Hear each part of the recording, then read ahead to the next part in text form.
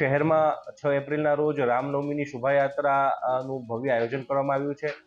તો તે અનુસંધાને અંકલેશ્વર એ ડિવિઝન ખાતે આજે શાંતિ સમિતિની મિટિંગ તથા આયોજકો સાથેની મિટિંગનું આયોજન કરવામાં આવ્યું. જેમાં પોલીસની જે વ્યવસ્થા જે છે તે બાબતે ચર્ચા કરવામાં આવી. કાયદો વ્યવસ્થાની સ્થિતિને કઈ રીતે મેન્ટેન કરી શકાય, ટ્રાફિકની પણ સમસ્યા ન થાય તે માટે ચર્ચા કરવામાં આવી.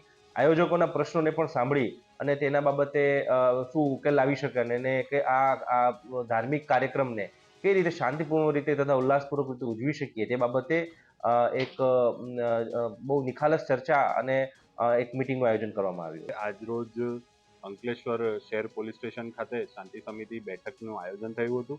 દર વર્ષની જેમ આ વર્ષે પણ જે શોભાયાત્રાઓ નીકળવાની છે કે જેમાં વિશ્વ હિન્દુ પરિષદ આયોજક છે, રામ ગ્રુપ આયોજક છે અને અન્ય નાના નાના ગ્રુપ્સ પણ આમાં જોડાય છે.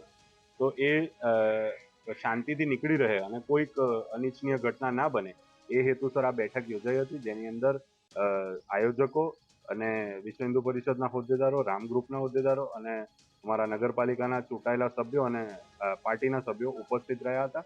અને આ બેઠકમાં ડેપ્યુટી સાહેબ, ડીવાયએસપી સાહેબ સાથે બેસીને અમે શાંતિ સમિતિમાં ચર્ચા કરી.